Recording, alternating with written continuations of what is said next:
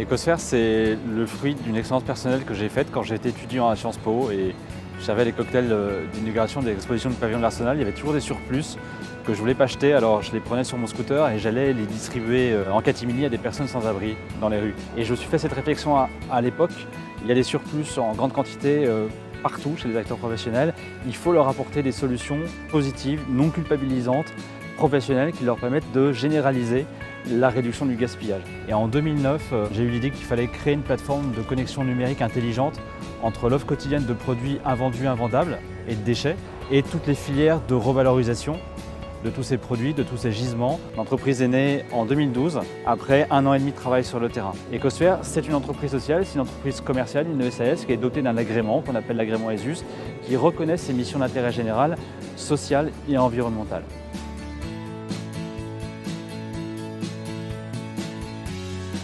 Ecosphère s'adresse à tout type d'entreprise qui a besoin d'un accompagnement pour réduire le gaspillage dans son activité, des acteurs privés, la grande et la moyenne distribution, les commerces de proximité, les industries, le secteur événementiel et les traiteurs, la restauration collective, commerciale et publique, et donc aussi à des acteurs publics, les collectivités locales, les hôpitaux, les gares. Désormais, ce sont de plus en plus les contrôles de gestion, les directions financières, les directions des achats, et puis dans les collectivités locales, les services prévention des déchets, et les élus et services, développement durable et solidarité.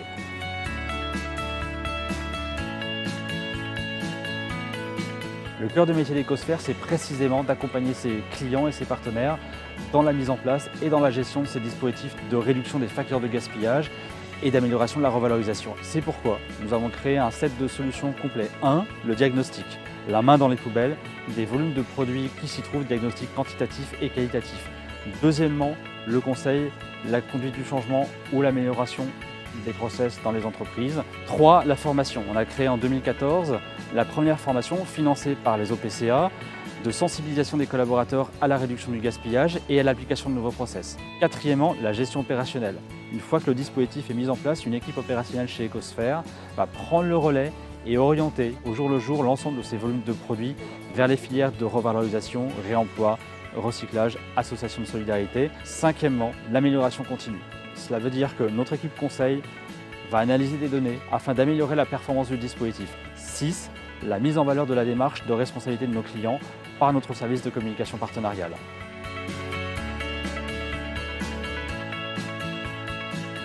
Nos entreprises, clientes et partenaires y trouvent de nombreux avantages. D'abord, la réduction des frais de traitement des déchets, puisque systématiquement, les volumes de produits envoyés à la poubelle diminuent grâce à notre intervention. Des éléments de rentabilité économique sur la revalorisation de tous ces produits décommercialisés, rentabilité marchande ou obtention d'un avoir fiscal sur les produits qui sont donnés aux acteurs de la solidarité. La mise en conformité avec la réglementation de plus en plus intense sur ces sujets, loi Grenelle 2, loi de transition énergétique, loi Guillaume Garot sur la réduction du gaspillage dans la grande distribution, projet de loi alimentation qui peut étendre cette loi à d'autres secteurs d'activité. Enfin, amélioration de l'image, image de responsabilité attendue des clients, de nos clients. Depuis 2012, nous intensifions avec nos partenaires et nos clients de plus en plus nombreux la mise en place et la performance de ces réseaux intelligents, smart, de la revalorisation et de l'économie circulaire.